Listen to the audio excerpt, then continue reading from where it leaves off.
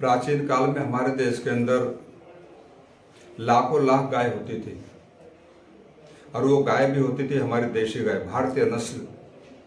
और इसलिए योगीराज श्री कृष्ण जी महाराज गायों के मध्य में रहा करते थे, क्योंकि गाय अपने आप में एक ऐसा उपयोगी पशु है जिसके बारे में आदमी अंदाजा नहीं लगा सकता।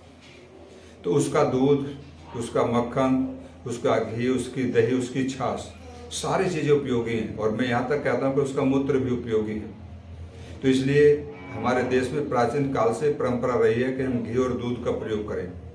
तो हमारे यहाँ काफ़ी गाय होती थी। मुझे अच्छी तरह स्मरण है, जब गांव में रहते थे तो हज़ारों गाय थी गांव में लोगों के पास में। चरागाह बहुत बड़े बड़े होते थे, वहाँ पर जाकर उन गायों को चराते थे। तो ऐसी अवस्था में लोगों को अच्छी तरह से घी और दूध खाने को मिलता था।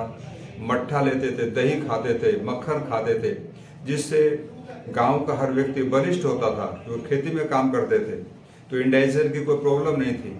लेकिन आज हो क्या गया कि घी खाने की वही हमारी आदतें प्राचीन है जो हम पहले खाते थे जब हमारे पास में गाय हुआ करती थी। लेकिन आज गाय धीरे धीरे समाप्त होती चली गई और अमेरिकन गाय ने अपना स्थान बना लिया। वो उस दूध को, उस घी को हम घी नहीं मानते, उसके अंदर गुणवत्ता, वो उपयोगिता है ही नहीं। तो इसलिए आश्रम इस पर कुछ कार्य करता है, जहाँ पर अच्छे लोग, कुछ गाय पालक होते हैं, तो उनसे हम वहाँ से घी लेकर के आते हैं। तो वो जो उपयोगी घी है आप सामने देख रहे हैं, आपके सामने रखा हुआ है। इसका कलर देखिए, मैं आपको हाथ में उठा के दिखाता हूँ।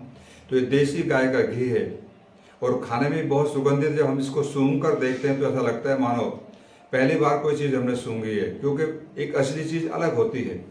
तो ऐसी अवस्था में यदि हमको घी और मक्खन खाने का शौक है, हम चाहते हैं कि घी और मक्खन जैसी चीज़ों को खाएं, तो गाय पालें देसी।